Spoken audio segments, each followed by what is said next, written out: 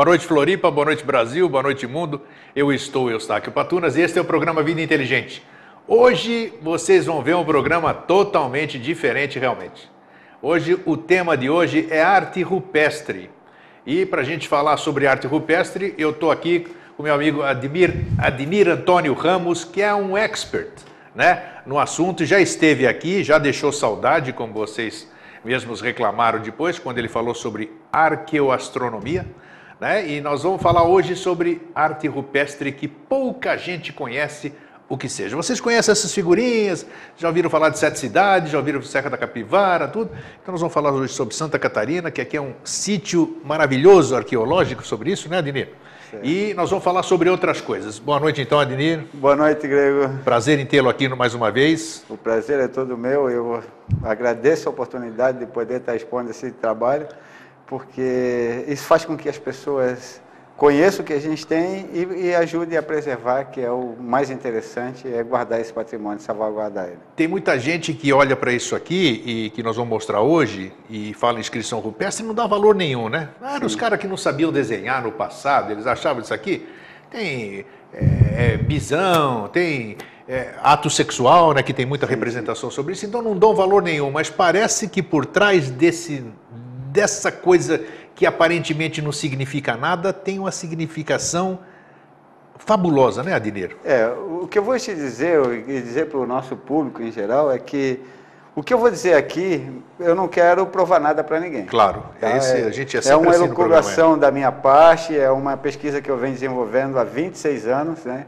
Então, assim, eu estou fazendo uma série de interpretações. Não quero provar que eu estou certo. E nem convencer ninguém. E nem convencer ninguém. Então, o que a gente vai fazer aqui é uma brincadeira. Eu vou estar mostrando os desenhos, fazendo a minha interpretação. E aí cada um vai tirar disso o seu proveito, vai pesquisar, da maneira que quiser. Vai fazer, né? Então é bem isso, bem o escopo do Vida Inteligente. Então, Ademir, o que é a arte rupestre? O que são as inscrições rupestres? O que elas, na verdade, significam? É um desenho qualquer? E eu vou começar, como eu te disse antes da gente entrar no ar aqui, quando eu fui fazer a chamada do programa, eu, pesquisando para ver qual era a forma mais adequada de chamar, causou-me surpresa também, né, porque eu não sou especialista no assunto, como eu li que aquelas inscrições rupestres não é coisa de índio e nem de gente primitiva, assim vamos dizer. Sim. Mas é coisa de fenício e outras coisas mais. Fala um pouquinho sobre isso. Na verdade é assim, Grego, a arqueologia vem fazendo vários estudos muito sérios aqui na área de Sambaqui. Mas a arte rupestre também, tem alguns pesquisadores aí muito bons, fizeram alguns trabalhos, Rodrigo Lavina, vários pesquisadores têm feito trabalho. Sim. Mas para desenvolver uma teoria em cima da arte rupestre, a pessoa precisa se debruçar em cima dela. Com certeza. Precisa fazer muito estudo. E é o que eu venho fazendo há 26 anos, né? Então, assim, quem gravou essas inscrições? Essa é a primeira pergunta que surge, né? Quem gravou? Primeiro, dentro desses estudos arqueológicos feitos, até hoje ninguém encontrou nenhum vestígio de arte rupestre na primeira leva de povos que viveram aqui, que é o índio, o homem do Sambaqui. Sim. Depois tivemos os índios Itararés.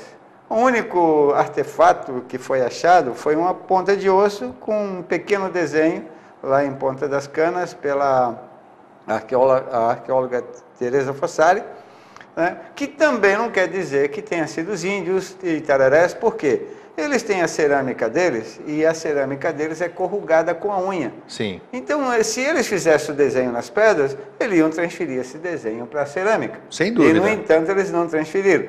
Tá. Certo? Então, nós temos o índio Guarani aqui também, que não tem pintura e esses desenhos eles desconhecem. Tem algumas tramas parecidas na cestaria, mas é muito da trama, não é do desenho. Entendo. Então, quem gravou esses desenhos? Eis a questão, né? E eu venho estudando isso há 26 anos e fazendo um sequenciamento dessas inscrições. E eu vejo o seguinte, que a pessoa que gravou isso, ele tinha uma informação muito bem definida. E ele gravou com geometria. Geometria não é um desenho conhecido da nossa civilização atual até os anos 1000 a.C. Tá. Começa ali com Pitágoras, com aquele pessoal um pouquinho antes de Cristo. Então, geometria é uma coisa que uma coisa recente para a nossa história. E, no entanto, essas inscrições aí parece que tem 10 ou 15 mil anos. Tá? Como é que você data, Dinir? Não, na verdade, como é que se data mais ou menos? Na verdade, não tem como datar arte rupestre. Não tem carbono 14, essas coisas, não serve para arte rupestre. Pela pedra, o desgaste da pedra, dá para ter mais ou menos noção do tempo em que ela foi gravada, ou se ela está ali muito tempo, pelo lascamento da pedra, né? O esfoliamento e tal, dá para dizer, olha, essa inscrição tem tanto tempo, mas não aproximado, né? Aproximado, não dá. Mas aí se calcula entre 5 a 10 mil anos dessa inscrição. Tá? Então, geometria é uma coisa recente. E, na verdade, isso aqui é uma coisa bem antiga. Tá? Então, assim, se fosse os homens que viveram aqui também, o homem do samba aqui, ele viveu em todo o litoral. E, no entanto, só tem inscrição de Porto Belo até Garopaba. Isso, uma região bem... Então, se fosse o homem do samba aqui, ele teria que ter escrito em outros lugares. Depois eu observo outra coisa. Se fosse o homem do samba aqui, ou qualquer índio nosso, ele ia começar a fazer cenas de caça, de pesca, e fazer desenhos... Claro, uma zona litorânea. Claro, e fazer desenhos do cotidiano deles. Sem dúvida. Né? No entanto, na ilha de Porto Belo, tem um painel de arte rupestre, que a gente vai estar mostrando depois, de 4 metros, e é só aquele quadro. Eles viveram 5 mil anos aqui no litoral, por que eles escreveram numa única pedra? Uma incógnita, né? Outra. Na Ilha do Arvoredo tem um painel de 8 metros. 8 metros no Arvoredo? Metros. Por que eles escreveriam só numa pedra em um painel de 8 metros? Né? No Santinho tem uma quantidade maior, depois na Ilha das Aranhas tem umas 5 inscrições, tem na Barra da Lagoa, tem na Praia Mole, tem o Santinho. Na Galeta, isso, no Santinho. Campeche também não tem? Campeche tem mais de 130 desenhos. Que aí tem na Armação, tem no Pântano do Sul, tem no Naufragado, tem na Ilha do Papagaio, tem na Ilha do Coral, tem na Pinheira, tem na Guarda. Isso nós estamos falando de Florianópolis e Grande Florianópolis, isso, né? Nós estamos dessa região, mas só que a coisa vai além, né? É só nessa região. Sim. Agora, outra coisa que eu estou observando é que esses desenhos, o sentido deles, e a maioria dos desenhos também são parecidos, eles é um desenho universal, não é um desenho nosso. Opa! A informação também é uma informação universal. Tá? E é isso que eu vou tentar mostrar aqui. Isso, então, isso que eu ia te perguntar agora. Dentro desses estudos que você tem feito, que você não tem as respostas para tudo, você tá estudando também, está pesquisando? Sim. Que conclusão você já tem? Por que essas coisas? Que nem você disse, nós vamos mostrar daqui a pouco um painel, é o único que tem esse de 4 metros, onde é que foi feito? Em Porto Belo. De Porto Belo. Porto Belo. Por que foi feito um único? E esse único que foi feito aqui, com o único dos 8 metros é onde? Na Ilha do Arvoredo. Na Ilha do Arvoredo. Tem alguma semelhança entre esse e o da Ilha do Arvoredo? Tem figuras impressas em ambas? Na verdade, assim, quando em 1986, eu estava saindo para o mar para pescar, e o barco que eu estava pescando parou bem na frente da Pedra do Frade, na Barra da Lagoa. Então eu vi ali, um antropólogo tinha passado giz nas inscrições para fotografar, e elas ficaram nítidas do mar. Então eu perguntei, na hora que eu vi aqueles desenhos, tinha um amigo que me mostrou, né, e eu perguntei para ele, quem gravou esses desenhos? Quando? O que significa? Aí, na falta dessas perguntas, eu pensei para mim, eu vou voltar a estudar e vou interpretar esses desenhos, nem que eu tenha que ler todos os livros do mundo. Então, eu já estava há uns 3 anos que tinha me formado aqui no Instituto, no curso de redator auxiliar, né, curso técnico, e aí eu tinha que fazer vestibular, mas já estava uns 3 anos fora da faculdade. Então, eu me preparei, fiz um cursinho pré-vestibular e ingressei na faculdade de Biblioteconomia. Quando eu entrei na faculdade, eu comecei a questionar os professores em História da Arte, o porquê da gente estar estudando a história da Mesopotâmia, do Egito, de lá de longe, qualquer lugar do mundo. A história antiga, né? E não citava nada sobre a nossa história, muito menos sobre a nossa arte rupestre. Então eu saí e desenhei um homenzinho no quadro. E quando eu desenhei esse homenzinho, uma senhora tinha uma revista e falou, olha esse homenzinho que ele está falando. Eu falei, olha, esses homenzinhos, esses desenhos estão espalhados pelo mundo inteiro. E quando eu falei isso, uma senhora estava com uma dona Marlene de Bernardi, ela estava com uma revista do Patrimônio do Mundo, e ela falou, olha, o que ele está falando é verdade, tem aqui na revista. E quando eu vi aquela fotografia lá de Val Camonica, né, no norte da Itália, eu falei, pô, eu preciso escrever para a editora que tem esses homenzinhos aqui também, né? E aí, nisso, eu fui, isso era setembro de 87, fevereiro de 88 eu fui para a Ilha do Campeche e resolvi procurar os homenzinhos. Olha, exatamente a época que eu cheguei em Florianópolis, fevereiro de 88, olha. Então, entrei na Ilha do Campeche. Aí, final de tarde, eu resolvi sair pela Ponta Norte procurando. E aí, quando eu cheguei numa determinada pedra, vi o painel do homenzinho. Na verdade, aí tem uma coisa mais interessante que eu gosto de falar para dizer de onde é que veio essa minha história. Antes de ir para a Ilha do Campeche, eu tive um sonho bem interessante. Eu sonhei que eu estava num ponto da Ilha do Campeche e vi um feixe de luz verde fosforescente. Opa! E nesse feixe de luz veio uma mulher de cabelos pretos, muito pretos, tipo Mona Lisa. Ela era uma mulher clara, né, de face bem clara, mas com o cabelo bem preto, vinha até a cintura. E ela começou a falar comigo. E ela estava num painel onde tinha algumas linhas. Então eu corri para as linhas, para esse painel onde ela estava.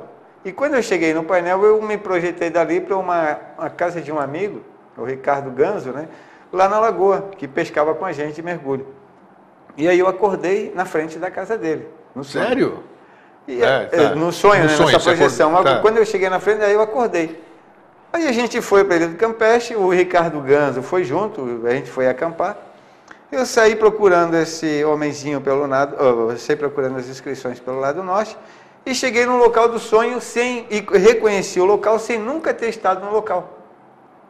E quando eu vi a pedra que tinha as linhas, que onde a mulher tinha sido projetada, olhei e estava o desenho que eu tinha visto no sonho. E quer dizer, o que você viu no sonho foi o retrato perfeito do que você viu real. Real, da inscrição. Eu não via mais a mulher, mas sim, claro, claro. Mas o local era aquele, os rabiscos eram os mesmos. Aí eu fui para a inscrição. Eu fiz a mesma cena que eu tinha feito, né? Eu digo, pô, ali foi onde está, eu vou lá para ver o que acontece. E no que eu fui para a inscrição, deixa eu mostrar ela aqui. Vamos lá, agora já começa o nosso... Pera aí, o Silvio já vai atrás dele e já vai mostrar aí, pera aí. Hoje o interativo é assim hoje aqui. Hoje o Ademir vai se mexer bastante aqui. Ó. Então, quando eu fui para a inscrição, olhei para a minha frente, estava esse painel aqui, esse homenzinho. Eu digo, tá esse que é o que está lá no Campeche? No Campeche, perto do local, na Ponta Norte, que eles chamam o pesqueiro da Ponta Norte, na Pedra Preta da Ponta Norte. E quando eu falei, bom, esse homenzinho que eu vou fotografar. Aí fui lá perto dele, olhei o homenzinho e tal. Aí, legal, amanhã eu venho fotografar, porque eu não tinha máquina fotográfica na época. Sei. E aí eu dei a volta pelo norte da ilha. Quando chegou no outro dia de manhã, acordei cedo, deu uma tempestade, pessoal, vamos embora, vamos embora. Eu digo, olha, Ronaldo, empresta a tua máquina que eu quero fazer uma fotografia. O Kiki, o cara que eu sonhei que tinha estado na casa dele, na frente da casa dele, se pronunciou, posso ir contigo? Nossa, quer dizer, eu digo, vamos lá. Mais uma evidência do sonho. Mais uma evidência. E eu, vamos lá. Aí eu cheguei lá, peguei o giz, acendi a inscrição e tal. Aí ele falou, não, mas tem mais um sinalzinho de mais aí. Aí eu avivei, olha, mais embaixo tem um outro, que ele estava mais longe, dava para ver. Avivei também esse desenho. Aí vim embora, fotografei, vim embora. Quando chegou em junho, a fotografia veio para mim. Isso era fevereiro de 88. Junho é que a fotografia chegou na minha mão. E estava fazendo um ano que eu tinha tido uma aula de biologia, que o professor tinha feito um desenho semelhante no quadro. Ele falava da duplicação do cromossomo. E ele desenhou o homenzinho e todo o corpo dele duplo ao lado. E quando eu vi isso aqui, eu vi o homenzinho, toda a cabeça, as duas mãos, os dois pés, e ele ligado a uma molécula de DNA. Que incrível, olha só. Eu digo, cara, isso aqui está parecendo aquela aula de biologia, eu preciso botar essas inscrições numa sequência. E aí eu comecei a trabalhar em cima dessa sequência e acabei descobrindo que essa sequência começa em Porto Belo, onde depois eu vou falar. Mas aí eu fiz mais uns estudos comparativos. Vamos lá. Eu comecei... Ah, não, primeiro aqui. Primeiro aí embaixo, né? Aqui, Então eu comecei a fazer algumas comparações dos desenhos atuais com os desenhos primitivos. Por exemplo, o desenho do círculo parecendo com o da célula.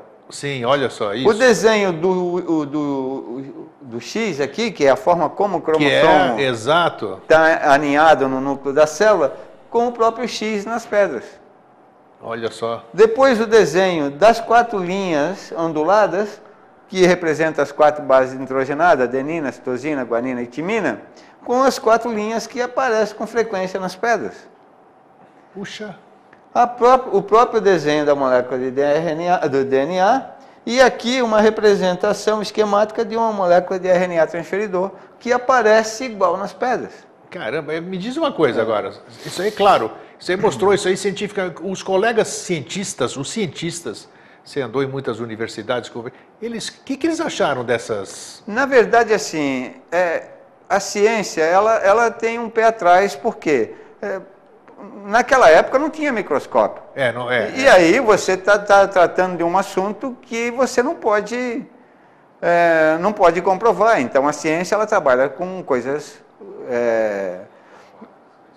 mensuráveis. Isso, né? claro. Então elas eles aceitam, ficam meio estranhos. Acham curioso, acham legal a minha teoria, mas eles não podem entrar não assinam embaixo, e não podem assinar embaixo. Claro. Eu concordo com eles, cada um está na sua área, não tem nenhum problema. Só queria saber como é que eles viam isso aí. Então, assim, tem uns, agora semana passada eu estava mostrando isso para um professor de história, Sim. Né, e ele ficou assim, né? Mas como na pré-história? Eu digo, bom, a conclusão é sua. Né? Sim, eu estou mostrando evidências agora. Claro, a conclusão é sua. Cada um faz a sua conclusão. Vamos lá. Então, aqui, continuando, os símbolos das moléculas das bases nitrogenadas, né? Como elas vão se encaixando, e também aqui nas pedras o mesmo desenho. Os próprios pontinhos representados, mostrando como é que se dá essa leitura atualmente, e os pontinhos da Ilha do Arvoredo. No mínimo é curioso, né? Porque, Agora, o que é interessante disso, que todos esses desenhos que vocês estão vendo aqui, vocês vão ver num outro desenho bem distante daqui, que é na Colômbia, na Pedra de Tunja. O escritor, a pessoa lá, né, escreveu o seguinte: desenhos da Pedra de Tunja semelhante à ilustração de um livro didático de química. Então, se eu olhar para isso aqui, vai ver que parece química. E aí você vai ver esses mesmos desenhos, aquele X que está falando, que a gente chama de máscara, o RNA, o DNA, vai ver os mesmos desenhos. Interessante, né? Lá na Colômbia, um resumo do nosso desenho lá. Isso aí já na Colômbia, são inscrições rupestres, arte rupestre na Colômbia. Agora eu vou te mostrar um outro desenho bem interessante. Esse aqui também foi achado na Colômbia. Também. Um sujeito estava lá escavando para fazer uma construção e topou com um disco de 2 quilos. É um disco de 6, 8 centímetros de diâmetro, uma coisa assim. E aí você tem aqui, né, nesse disco, eles deram o nome na universidade de disco genético. Olha! Isso tem mais de 2.000 anos, tá? Ele tem um orifício, esse aqui à frente e o verso. Então você tem aqui o masculino, tem o feminino, né? A vulva, o pênis. Olha o desenvolvimento do embrião, a mulher grávida, que é isso? A filha e o filho. Isso aqui é todo o processo de gestação desse embrião. Tá? E embaixo você vê que o filho é gêmeo, né? Está aqui o zigoto e tal, todo o processo que só vê, esses desenhos que só vê em livro de biologia. Que interessante, puxa. Nossa, nunca me dei conta disso aí. Agora deixa eu te mostrar um outro da África. Isso também é na Colômbia que você acaba de mostrar, Esse né? aqui é da Colômbia. Tá. Agora esse aqui é da África. Esse aqui são 3 menires da África, tá? Então, a princípio, tu olha e vê uma máscara ali. Sim. Né? É uma máscara. Mas essa máscara tem as mesmas informações que tem os nossos desenhos aqui. Tá? Então, se observar, nós temos aqui uma célula, e ela tem 3 camadas, temos o núcleo, e no núcleo tem 3 risquinhos, que é a forma como estão organizadas nossas informações no DNA. Tá. Essa célula ela está se dividindo, e ela está dividida no olho. Tá vendo? Ela tem 2 olhos que tem 3 camadas. Quer dizer, é a célula que se dividiu. Cada olho desse tem 16 pontos. Eu descobri, nos livros de biologia, que quando nós transformamos de 46 para 23 cromossomos, nós só conseguimos codificar 16 aminoácidos dos 20 aminoácidos essenciais para as vidas. Olha só. Tá? Então, sozinho, nós não conseguimos dar origem à vida. Nós precisamos de 16 masculino e 16 feminino. E isso a gente vai encontrar ali no Santinho, depois essa mesma informação. Opa, você trouxe registro para nós? Trouxe, eu vou estar mostrando aqui em seguida. Tá bom. Então, o nariz deixa de ser o nariz e é um falo masculino. Opa! A testa passa a ser as trompas do útero feminino. E o próprio losango é o próprio útero. Puxa, é verdade. Tá? Agora, esse nariz, ele não é mais um nariz, ele é um espermatozoide que fecunda o óvulo e que vai para o útero da mãe. E ele tem 3 camadas, o endométrio, o miométrio e o exométrio.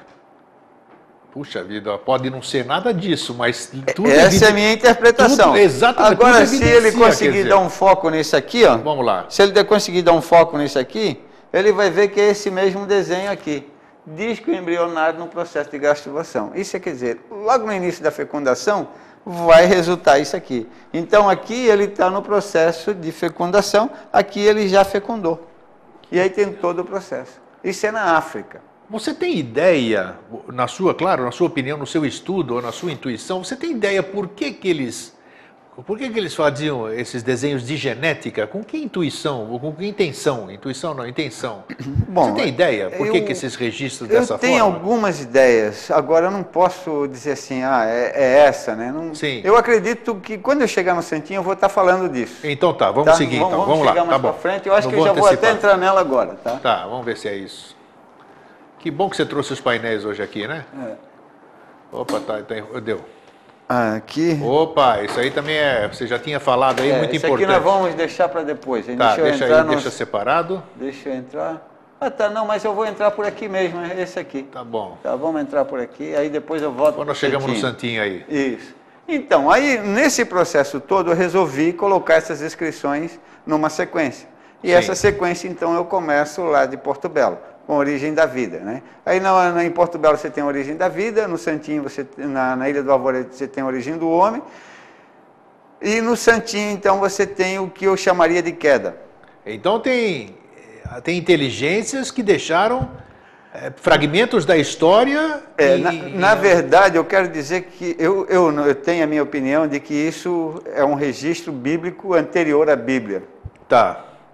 Entendeu? Porque a Bíblia ela começou a ser escrita no ano, quer dizer, começou a ser documentada.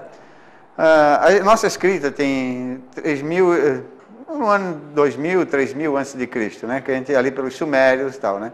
Só que anteriores a isso, nós já tínhamos os povos que contavam a história oral da Bíblia. Sim. E ela depois só foi transcrita, né?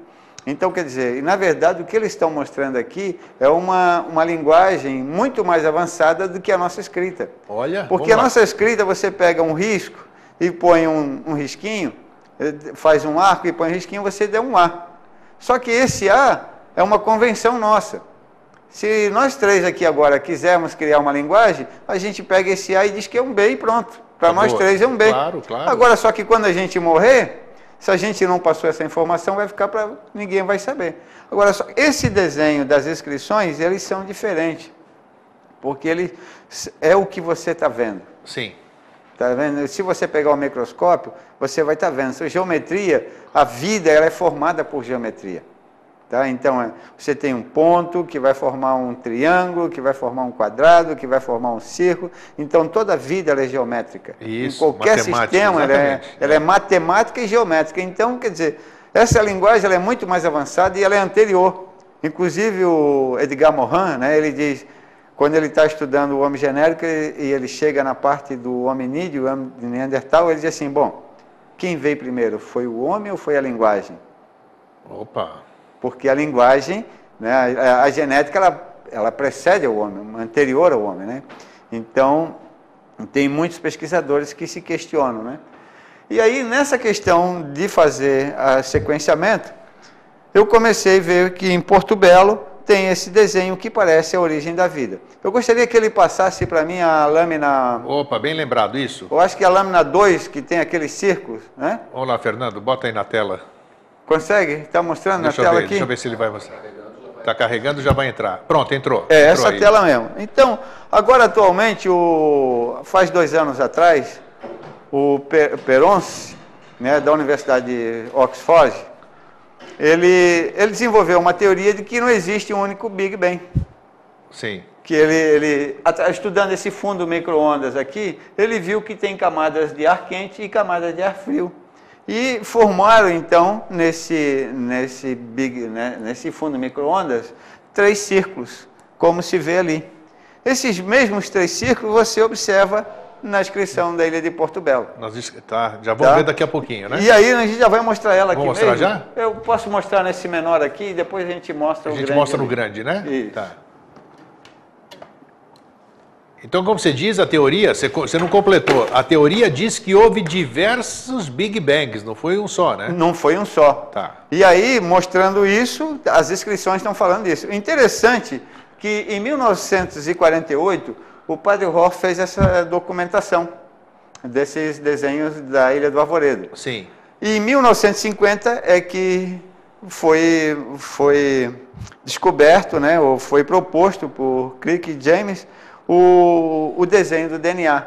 O padre Roux já tinha copiado ele 2 anos antes. Puxa vida, já tinha o registro disso Já 2 tinha, anos porque antes. ele tirou da pedra. Então, quer dizer, o registro é anterior, né? Então, o que a gente vê? Como eu estava mostrando naquele desenho do Big Bang, aqui você tem 3 círculos com um ponto no meio, como se tivesse acontecendo esses vários Big Bangs, né? Aqui você tem como se fossem os aminoácidos desorganizados, né? E aqui você tem os RNA. Cada RNA desse aqui, cada fita dessa de RNA, ele é composto por 4 bases nitrogenadas, que é adenina, citosina, guanina e timina, que vão se juntando. Adenina com timina, citosina com guanina. Sim. Então aí nós vamos ver embaixo que tem cada um desses aqui tem 4 linhas dessas, representando essas 4 bases nitrogenadas. Então aqui tem as 4 adenina, citosina, guanina e timina, e aqui do outro lado também. Então ele vai formando a vida. Aqui nós chamamos isso aqui do símbolo da matéria, que é o quadrado, mas tem essas janelas, né? Na verdade, isso eu acredito que as primeiras células com núcleos ainda desorganizados, que é os procariontes, né? E depois, já com um ponto no meio, então como se fossem os eucariontes. Olha só, É interessante. E aí, esse losango aqui, ele aparece nos livros de biologia como sendo o útero feminino. E aí nós temos 2 úteros. E um espermatozoide, os cromossomos e a estrutura da vida. Caramba. Tá? Essa é a sequência. Aí vocês podem olhar isso aqui, o tamanho original. Agora vamos olhar do isso desenho. aqui, ó. Gente, olha só o que ele... Isso aqui é tamanho original. Ele vai mostrar para vocês. Então aqui o que eu estou fazendo? Eu coloco o tecido sobre a pedra. Essa é uma pedra de 4 metros em Porto Belo. Esse painel tem 4 metros. Eu coloco o tecido sobre a pedra, passo o papel carbono e tiro o desenho. Então o que eu estou mostrando ali no desenho reduzido, está aqui no tamanho original. Olha que fabuloso. Os 3 círculos, a molécula do DNA, olha que as loucura. 8 linhas, 4 linhas para cada lado, o quadrado, com núcleos desorganizados, organizando já os núcleos, os úteros, ele aqui em cima, lá embaixo, os cromossomos, o espermatozoide e a estrutura da vida. Que loucura, hein? Tá? Isso Olha. É a minha interpretação. Não claro, quero que mas ninguém... eu acho que está bem interpretado, de repente. Aí nós vamos para um segundo momento, que é o costão do Santinho. O costão do Santinho, ele tem toda essa numeração, vai lá com 40...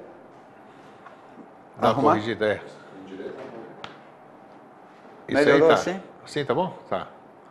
Tá. Lá no Santinho tem tem uma sequência que vai detalhando todos os momentos dessa genética. Só que chega nesse painel aqui, que para mim é o mais interessante. Aquilo que eu falei para vocês, 16 em cada olho, como tinha lá, né? Sim. Que é o 16 masculino e feminino, que são os aminoácidos decodificados desses 46 cromossomos. Olha então, só, rapaz. Como a gente não pode dar origem à vida sozinho, eu tenho que ter 16 masculinos e 16 femininos, que vão dar os 32. Então, esse RNA transferidor está com 32 tracinhos, tá? Tá. E aí nós temos aqui uma coisa bem interessante, o número de 384 pontos. Ali, isso está na pedra? Na pedra, como está aqui. Que como é está isso? aqui, 384 pontos aproximadamente, porque pode ter um pouquinho mais ou menos. Não. Mas essas linhas, é interessante que elas não passam de 21. Tá. Tá? Eu, numa época, eu fiz uma cadeira de mestrado, no mestrado em Antropologia da Universidade Federal, e era sobre... E nós trabalhamos sobre os cromossomos carreadores de doenças hereditárias. Sim. E então eu comecei a pensar o seguinte, que essas inscrições parece que eles estão falando de alguma coisa que houve com a humanidade, que nos trouxe as doenças hereditárias, inclusive a morte prematura. Então o homem, até um certo momento, vivia 900 anos. E depois ele perde essa longevidade e aí ele começa a viver menos tempos e a ter uma série de doenças. Você está querendo me dizer que isso aí era a forma de linguagem deles, então? Uma linguagem. Então aqui, ó, 14, 16 é como se fosse aqueles cromossomos carreadores de doenças hereditárias. Sim. O número de pontos que tem aqui, 384. 384 é o número de base nitrogenada necessário para fecundar a vida. São 64 códigos que vão se juntando, né? Então, um DNA... Deixa eu voltar ali num painel aqui. Veja aí, vamos achar aí. Qual deles? Esse aqui. Tá. Isso aqui fica bem fácil de entender. Tá. Então, esse aqui, vamos botar numa linguagem bem simples. Isso aqui é uma letra. 2 letras formam uma sílaba. 3 sílabas formam uma palavra. Ah, tá. Tá? Então, 64 palavras formam um genoma.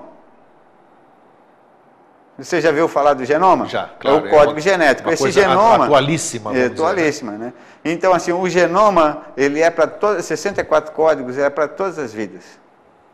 Tá? O que vai determinar uma vida, se é um homem ou um macaco, são as mitocôndrias, são os cromossomos mitocondriais, não são esses aqui, 64 códigos, tá? Isso aqui é muito interessante, depois eu vou chegar ali ainda. Então, 64 vezes 1, 2, 3, 4, 5, 6 é igual a 384. E aí depois a gente vai ver isso na Bíblia, no dilúvio, esse número, na Arca de Noé. E aí a gente vai trabalhar isso na inscrição. Na outra inscrição ali que nós vamos abrir daqui a pouquinho. Da ilha do... Puxa vida, Tá. que curioso. E ó, já estou falando para vocês o que a Adenir me falou aqui antes do programa começar, hein? Isso não foi mostrado nunca em televisão nenhuma. Primeira vez. Primeira vez, é verdade. Bom, aí nós temos... Eu pulei aqui, era para ter mostrado primeiro o... Vamos lá. Na sequência, era para ter mostrado o da Ilha do Arvoredo. Tá. Mas tudo bem, vamos, já que eu pulei aqui, Não tem problema. vamos voltar para o segundo painel, que é a origem do homem. Tá? Nossa, olha só. Eu chamo o sopro da vida. Tá? Eu nunca tinha visto. Endireita aí, Adenir, só para sair legal. Isso. Isso. Ilha do Arvoredo. Esse painel, na sequência, o segundo, ele tem 8 metros de comprimento. 8 metros de Puxa comprimento. vida. Tá? Então aí também esses números já são... Você conseguiu fazer uma cópia também nesse processo que você fez? Você tem um desse aí? Eu tenho um desse em casa, só que ele é muito grande, não Claro, dá para pra trazer, né? tá. Na verdade, assim, eu fui de caiaque na Ilha do Arvoredo fazer essa cópia. Puxa vida, Né? Porque que bacana. é uma Tem que história bem registrar, longa. claro que tem que registrar É uma uma coisa história dessa. bem longa, mas eu peguei um caiaque e fui lá na Ilha do Arvoredo e fiz uma cópia. Caramba. É uma história bem interessante. Então, Nossa, olha se só vocês isso aí, observarem esse painel, você tem 3 homenzinhos aqui, tá vendo? Tem. Então, parece o pai, a mãe, por causa do óvulo aqui, o filho, e ele segurando na mão dele uma molécula do DNA, Tá. que é a transferência, ele está ali. Você tem aproximadamente 64 pontos aqui e tem 20 círculos. É interessante, estudando o genoma, eles descobriram o seguinte, que dos 64 códigos decodificados, só 20 são necessários. Caramba. E esse número vai se repetir aqui. Tá? Então, é um negócio bem interessante. Puxa. Uma geneticista chamou isso aqui de uma síntese de proteína. E o número total de pontos aqui vai dar mais ou menos o número de dias de uma gestação. Sério? Sério. Tá? Então, tem muita coisa para ser estudada. Tá? Isso é só uma visualização rápida. É interessante que você coisa. dá uma base com uma coerência no seu ponto de vista que pode ser estudado e comprovado, né? Vamos dizer assim. Pode ser comprovado. Pode ser comprovado, porque isso precisa de muito estudo, precisa de laboratório, precisa lá a pedra ela está com desgaste, precisa limpar a pedra, precisa fazer muito estudo, precisa uma equipe multidisciplinar. Então isso, então, deixa eu entender, isso aqui era esse povo, seja lá que ano que foi, que época que foi e quem foi, eles como não sabiam, essa era a escrita deles, a forma de comunicação deles, uma forma de deixar legado para a humanidade, para o futuro, era essa forma que eles se expressavam? Era essa forma, a geometria. Geometria. Como tu viu na África, como tu viu na Colômbia, como se vê em qualquer parte. Eu estive no Mato Grosso, na caverna de pedra, lá também a mesma coisa. Você vê os mesmos desenhos. E outra coisa, eu estou estudando Stonehenge agora, e o número de pedras também coincide com esses números da genética. Tem similaridade entre tudo é genética? Tudo é genética? É porque assim, eles estão falando de 2 linguagens. Uma linguagem que é a astronomia médica, que é o dos monumentos megalíticos, Sim. e a outra linguagem é a biologia molecular. São os mesmos autores ou povos diferentes? O que você acha? Eu acredito que pode ser povos diferentes com o mesmo conhecimento. Em épocas diferentes, tá? Com o mesmo conhecimento, Com o mesmo conhecimento. Como hoje. A gente tem várias pessoas... Sim. Né, em vários lugares do mundo com o mesmo conhecimento. A gente tem acesso a esse conhecimento. Que bacana. Então, assim, se foi no mesmo local, eles estão transferindo um conhecimento similar em qualquer parte, cada um com a sua forma de mostrar esse conhecimento. Bacana. Mas a informação básica, a estrutura do desenho é a mesma. Tá? Puxa, muito interessante, muito. Bom, deixa eu pular para Tudo é novidade para mim disso aí. Um próximo, a gente vai entrar então para a Ilha Nossa, das Aranhas. Agora o negócio complica. E olha, espermatogênese. Isso aqui é espermatogênese. Isso aqui eu vou explicar para vocês aqui nesse... Vamos ver isso aí então? Nesse painel aqui da Ilha das Aranhas, tá? Dá para a gente abrir isso aí? Tá. Ó, aqui, ó, como eu estava falando para vocês, uma célula se divide em 2, 2 em 4, 4 em 8. E aí você tem uma primeira mitose de 26 dias. Isso aí é o da ciência, né? Da você ciência pegou atual, um quadro da tá? ciência e está mostrando aí, exatamente. Da ciência, só para... tá? Aí que você tem uma primeira mitose. Depois você tem uma meiose, mais uma meiose, e a terceira meiose, onde vai ser liberado 16 espermatozoides. Isso, tá. Tá? Isso, legal. Então, aqui, essas linhas Foi aqui bom você de ter trazido 16, isso, né? essas linhas de 16 aparecem com frequência, exatamente com essas ondulações nas pedras, que é a causa do espermatozoide. Muito similar, né? Muito Porra, similar. eu acho que... Então ela vai aparecer. Puxa vida. Agora, esse Vamos lá. painel aqui é muito interessante, que aqui nós vamos viajar para a Bíblia. Vamos lá a que eu vou te partir dele. ajudar aqui. Não, você está tranquilo, pode Deixa ficar. eu pegar o meu. Tá. Pode ficar aqui. Dá para você abrir ele aí? Dá. Tá. Nós vamos botar ele Dá aqui. para pendurar, tá legal. Tá, Muito bom. vamos botar ele aqui. Olha só. Consegue rapaz. pegar? Pegou. Então, olha só a viagem que eu faço nesse Vamos lá. painel. Tá. Posso te chamar de uma viagem, tá? Então, esse desenho aqui eu chamo ele de arca. Por que eu chamo ele de arca? Primeiro, que é uma estrutura que parece uma cueca, que essa é a nossa região aqui. Tá. Tá? Vamos lá. Segundo, o tamanho dele é o tamanho de uma medida da arca, tá? Então, isso aqui é um côvado. Côvado, né? Que chamava, Côvado, né? exatamente. É isso né? aí. Um côvado. Puxa vida. Qual é a medida da arca de Noé? É, legal, é. Qual é a medida da arca de Noé? Você sabe? 300 côvados, quanto é que era? 300 de comprido, É isso, alguma coisa assim. 50 de largura, É, 30 de altura. sim. Então, 300 com 50, 350. Com 30, 380. Ela tem 3 andares, Sim. certo? 383. E tem uma janela de um côvado, 384. O número de base nitrogenada que eu estava falando, que está na inscrição. Puxa. Agora, o que é interessante, quantas pessoas tinha na arca? Noé é a família dele, né? Noé, seus 3 filhos, Cã, Sem, Jafé e as suas esposas. Sim. 8 pessoas. 8, tá. Eu estudando um livro outro dia, de biologia, eu descobri que no nosso corpo, as 8 primeiras células, elas são vitalícias até que a gente morra. Nós mudamos todas as células do nosso corpo a cada Menos 6, essas 7 8? anos. Menos essas 8. Elas são sobreviventes até que a gente morra. Elas são as células matrizes, tá? E essas 8 células que são as células responsáveis por tudo isso. E você vai encontrar elas aqui. 1, 2, 3, 4, 5, 6, 7, 8. Caramba. Tá? O que é mais interessante?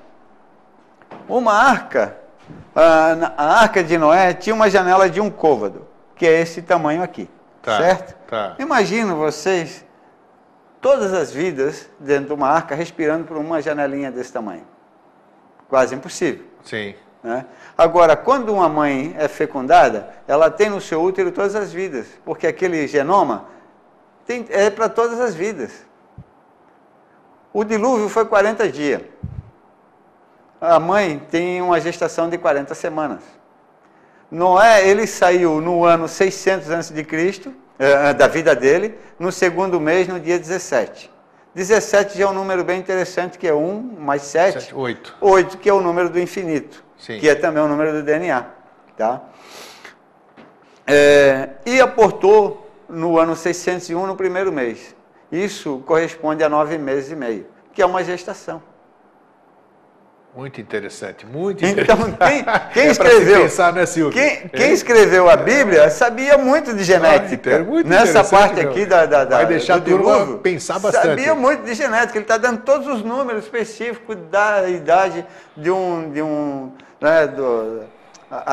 o período de gestação, o número de base nitrogenada. Ele está dando as 8 células, que são as 8 pessoas. Ele está dando todas as informações. Agora, o que é interessante? Essa ampulheta aqui, que é a divisão das células, né? E a gente vai olhar aquele ali, agora de uma forma diferente. Olha, observe isso aqui, esse círculo, esses 8 aqui, né? Olha, tem uma ampulheta aí, Dá um foco nele, esses 8 aqui, tá vendo? Tá, dá para ver, perfeito. Agora nós vamos virar isso aqui ao contrário. Olha Dá um só. foco nesse aqui. Vê se não são os mesmos 8 aqui. Que é isso? Parece mesmo. Ele só está investido, parece ele está de lado. exatamente, olha só. Tá? Agora, se a gente olhar para dentro daquela arquinha ali... Tá, vamos lá de novo. Vamos botar ela lá? Tá. Isso aqui que a gente tem aqui são dados científicos, são dados como isso aí tá, são trouxe... fotos, são fotos do próprio processo. Sim. Olha para isso aqui, tá vendo? Esse X aqui dentro. Sim. Olha para eles lá dentro lá. É a mesma informação. Que interessante, rapaz. Muito interessante mesmo. Muito interessante. É muita coincidência junto. Quer dizer, Muita coincidência né? junto. Eu Então, acho... assim, isso aqui é só um resumo desse estudo. Tem muitas outras informações, teria que trazer muitos outros Nossa, painéis. imagina aí, volta para cá, né? Agora, do que nós temos? Nós temos mais coisa para mostrar ali, não temos? No PowerPoint ali? Ali tem um O que nós temos aqui? Ali eu tenho a informação do... Aqui, olha aí, isso aí. O que você isso aqui, ó, isso aqui é do Santinho. Isso, levanta aí e vai lá, para mostrar aqui no meu... Essa aqui é do Santinho. Essa informação, eu acho ela muito interessante, porque você tem aqui uma foto de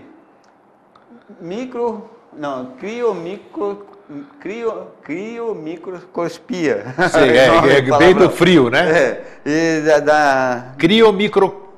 uma foto... Nossa, Criomicroscopia. microscopia. Que é microscópia, né? Então é uma foto bem pequena, tá?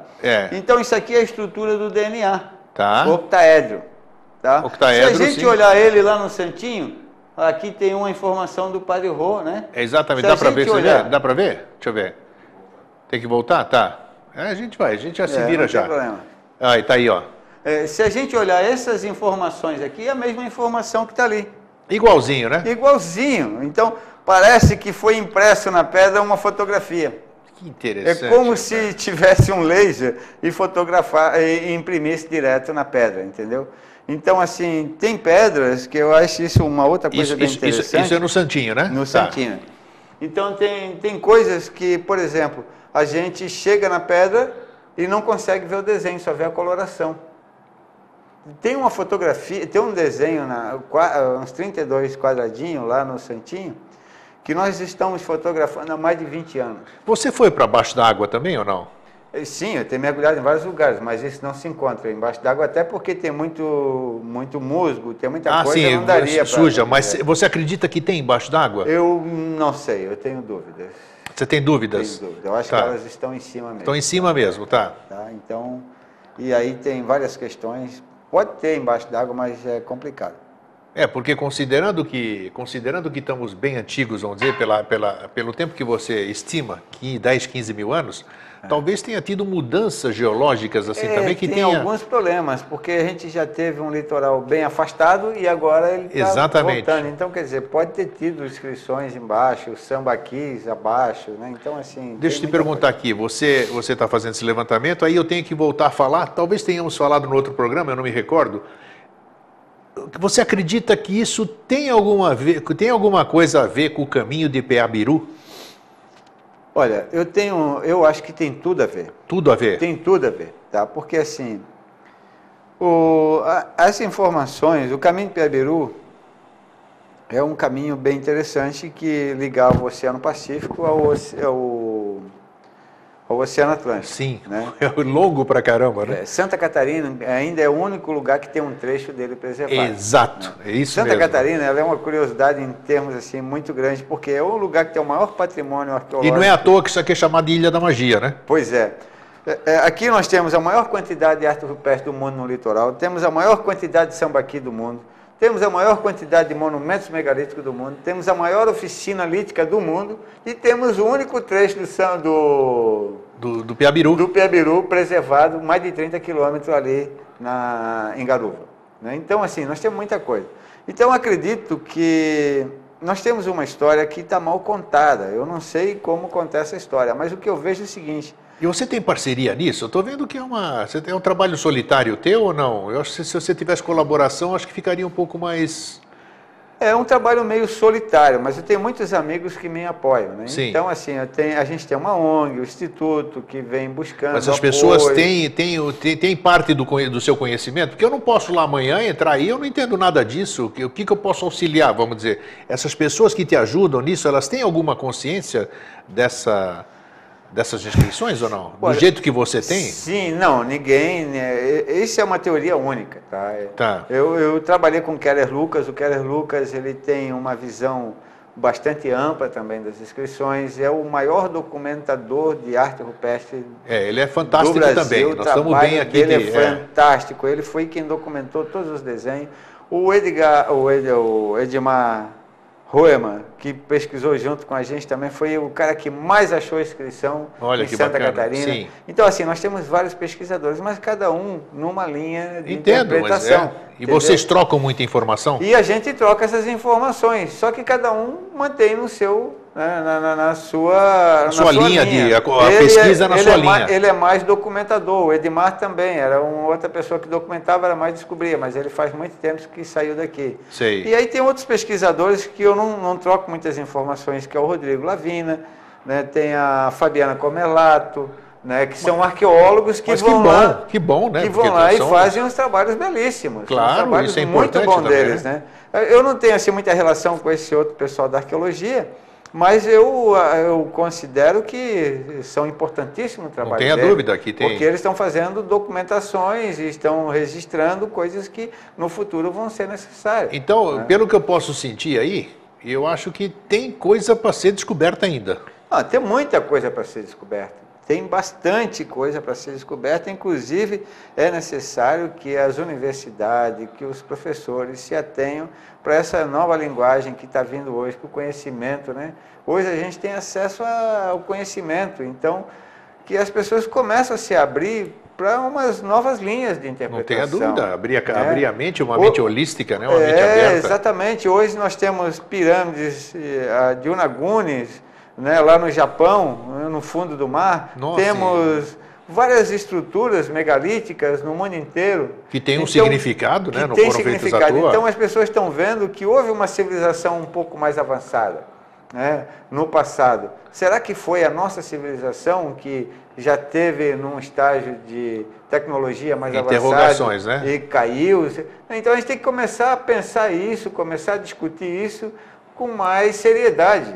Não ficar achando que esses pesquisadores estão no oba-oba, querem ganhar projeção, mídia, querem ganhar projeção, não sei o quê, falando de Deus astronauta. Essa palavra, para mim, eu nem gosto de falar, claro. Eram os deuses. Para mim, são pessoas, ou são nossas entidades superiores, ou a própria humanidade. Não vamos dizer quem foi Claro, o importante é que nós temos registros e nós que eles precisam dessa informação. E era uma linguagem de comunicação da época, né? Que deixou um legado aqui. Sim. Agora, me diz uma coisa. Outra coisa que você veio aqui hoje, além desse brilhantismo, tudo isso aqui você faz cursos ou workshops onde você documenta isso tudo para quem quiser ver, né? Como é que é isso? Fala um pouquinho sobre esse trabalho. E você, inclusive, vai ter agora nesse fim de semana. Hoje nós estamos na quinta-feira, o programa é ao vivo, vocês sabem. Amanhã já tem uma atividade, né? O que você vai fazer amanhã? Amanhã à noite a gente começa o workshop, que vai ser a parte teórica, né? Falando sobre os monumentos megalíticos. E aqui nós temos a foto do Morro da Galheta, Praia Mole, Praia da Galheta, Barra da Lagoa. Isso aí é a ilha, tá? A ilha de Santa Catarina. Não. Ali é só o Morro da Barra da Lagoa. Ali aqui é só... me deu a impressão de ser a ilha. Da Praia Mole até a Barra da Lagoa, tá vendo ali? A ponta do Gravatá. Esse local tem vários monumentos megalíticos que eu descobri a partir de 86. Sim. E até então, tinha as pedras, os pescadores passavam, olhavam aquilo e diziam, mas que pedra interessante, e ninguém fazia nenhuma relação. Em 86 eu vi o Sol se alinhando no solstício de inverno. Gente, é igual aquilo que vocês veem no Peru. Eu já fui 3 vezes para lá, o sol nasce no lugar, no meio de uns buraquinhos, perfeito. É isso aqui que o Adnir está falando e vai mostrar, né, Adnir? Pode voltar aquela imagem Isso, está aqui, ó. Isso. E aí eu estou fazendo alguns estudos hoje, que isso aqui leva à loucura de quem está chegando, está vendo, e as pessoas estão me procurando que querem saber mais dessa. É a prática, eles vão ver ao vivo isso aí, não é isso? Então aqui eu estou mostrando alguns alinhamentos, por exemplo, alinhamento do solstício de inverno. A linha passa na pedra do solstício de inverno e vai diretamente na pirâmide. Isso quer dizer o quê? Que a hora que o sol nasce no solstício de inverno aqui, para quem está aqui na ilha, às 8 horas da manhã, o reflexo da luz do sol no mar, naquela direção está as 3 pirâmides. Então quem fez isso aí, quem fez esses megalitos aí, sabia o que estava fazendo. E está em consonância... Tem consonância com as inscrições. Olha só, tá? tudo se encaixa. Que é uma informação super avançada. O que é interessante nisso é, por exemplo, Da Barra da Lagoa até o Egito, as pirâmides, tem 10.576 quilômetros. Sim. Tá? E aí nós temos aí umas medidas que vão bater depois também com alguns números da genética também. Mas interessante, 10.500 anos atrás, as Três Marias passavam em cima das três pirâmides. O pôr do sol do solstício de inverno está alinhado com Machu Picchu. Machu Picchu está a 2.960 quilômetros daqui. E o ângulo que o sol se põe é 296, 10% de 2.960. É muita coincidência para ser apenas coincidência. Outra coincidência... Vai lá, Fernando, volta aí, Fernando. Isso. Outra coincidência aqui, ó, o tempo de Angkor está alinhado com a pedra, a plataforma com a pedra do solstício de verão está alinhada com o tempo de Angkor no Camboja, a 16 mil quilômetros. No pôr do sol, nós estamos alinhados com a Ilha da Páscoa. Da Ilha da Páscoa para o tempo de Angkor, também tem 16 mil quilômetros. E aí nós vamos encontrar esses números em vários tempos. Quer dizer, é muita coincidência junto para não ter algum tipo de fundamentação. Aí eu tenho que convir que alguma coisa tem. E aí, então, as pessoas que estão mais ligadas a esses conhecimentos e toda essa energia, porque essas pedras foram colocadas em lugares energéticos, né, já estudada por Antikin em 1700 e pouco, na Inglaterra. Sim. E eles, então... Muitas pessoas procuram para receber essas energias, para conhecer eles vão lá que são pontos e tal. São lugares energéticos, realmente, tudo isso aí que você citou, né? Também. O Camboja, Machu Picchu, Stonehenge, e todos esses lugares, a própria Ilha da Magia aqui, que encanta todo mundo que vem aqui, não é à toa, né? Isso. Tá, continua falando do workshop. Então, o que vai ser amanhã? Amanhã à noite a gente vai ter a aula teórica, onde eu vou estar falando desse... Sobre tudo isso aí que nós conversamos hoje, com muito mais tempo, né? Vou estar falando do Parque da Galheta. Sim. Aí à noite, se não estiver chovendo, nós vamos fazer um acampamento. E lá em cima, no topo, no observatório mesmo, tem uma pedra onde a gente deita embaixo. E por um lado você vê nascendo as Pleiades, por outro você vê nascendo Que legal, uma aula de astronomia ao vivo ali, ó. E aí depois você vai ver Sírios, e aí as três somem junto. E assim, é uma cena fantástica, porque aí você consegue compreender a posição dos megalitos e tudo. Não, a posição do Sol em cada estação pelas estrelas. Que bacana, pô. E a importância dessas estrelas. E aí de manhã cedo o Sol nasce numa janelinha, onde ele projeta a luz na testa da pessoa. Todo mundo vai ver ao vivo aquilo lá. E no pôr do sol, você deita no chão, onde você estava ajoelhado de manhã, por baixo de onde você está ajoelhado, tem um outro orifício que vai projetar a luz na testa no final da tarde. Então, quem fez aquilo lá tinha pleno conhecimento da astronomia. Esse ano é uma curiosidade, porque o equinócio, o momento do equinócio é às 5h40 da tarde do dia 22. Sim. E é exatamente nesse momento que você vai estar recebendo a luz na testa no pôr do sol. Putz, olha que bacana. É agora, dia 22, né, pô? Então, dentro do curso que você vai dar. Parece que vai estar chovendo, mas nada impede de estar lá no morro, naquele momento, assistindo. É o que eu sempre digo, né? Tendo nuvem ou não, o sol está brilhando. Tá brilhando. Então, se você está posicionado ali, você vai receber a irradiação daquilo. Aquela irradiação. Você pode não ver, mas a irradiação está passando. Tá aqui outra. Então, puxa, tem essas atividades, então? Aí tem depois, no sábado à tarde também, a gente vai na aldeia Guarani. Né? Lá visitar índios, legal isso. Vamos ter uma vivência, tem mascal, tem um processo de cura lá também com o seu Alcino, um ancião de mais de 110 anos da aldeia Guarani. Olha que bacana. Um curandeiro. Tem uma trilha ecológica na própria aldeia. E aí no domingo a gente vai fazer uma viagem pela inscrição da Praia Mole e os monumentos da Ponta do Gravatá. Que legal, hein, Fernando? Você colocou o workshop aí? Tem uma gravura, se eu não me engano, uma chamada, né? Vamos ver. Ali, ó, isso aí. Então tá. Mas aí tem as informações, tudo? As informações não tem. Para que as pessoas que estão aqui em Floripa, eu sei que tem gente de fora, né? Você falou que só de Belo Horizonte tem 8 para fazer amanhã, aí né? Vai ter que me ligar para o telefone 9607-2201 ou entra no site. O site é complicado, né? Acho que não, o site é bem fácil. É IMA, com 2M, IMMA, Brasil.com.br. IMMA Brasil.com.br? Isso. E aí está todos convidados para uma caminhada pública, que a gente desenvolve, toda a estação a gente desenvolve essa caminhada, né, para levar nesses lugares. No sábado à tarde, essa é aberta a qualquer pessoa que queira ir. Então, quem vai estar coordenando vai ser o Alexandre Amorim, né, que coordena essas caminhadas, todas as mudanças de estação. E aí vai estar vendo o nascer da Lua, vai estar vendo Que bacana, Vênus, gente, vai estar vendo várias outras coisas também e programa, conhecendo o observatório. um programa maravilhoso, onde todo mundo, além de caminhar, ser um programa saudável, você aprende de monte, você tem a certeza, você vai criando as certezas daquilo lá que você... Nós temos um astrônomo amador, mas ele é excelente, o Alexandre Amorim, né? Sim. E ele vai ele acompanha vocês? o céu como melhor que a palma da mão dele, que eu acho que ele não conhece tão bem a palma da mão dele como ele conhece o céu. E ele vai estar mostrando cada constelação, cada momento, né? Se nesse sábado não der, vai ser transferida para o sábado seguinte. Que vem, esse tipo de observação, né? Esse da observação. Tá, então, mas de qualquer forma, me repete o número do telefone também. É 48, né? Quem mora aqui no estado também pode ter tempo hábil de vir ainda. 48, vai lá. 9607. 9607. 2201. 2201, 9607-2201, Adnir, A-D-N-I-R, Adnir Antônio Ramos, essa fera aqui em inscrições rupestres em arqueoastronomia. Adnir, dá o seu recado aí para essas pessoas que... para incrementar mais esse tipo de atividade. Veja, tem muita gente que chega fim de semana e fala, pô, não tenho nada para fazer.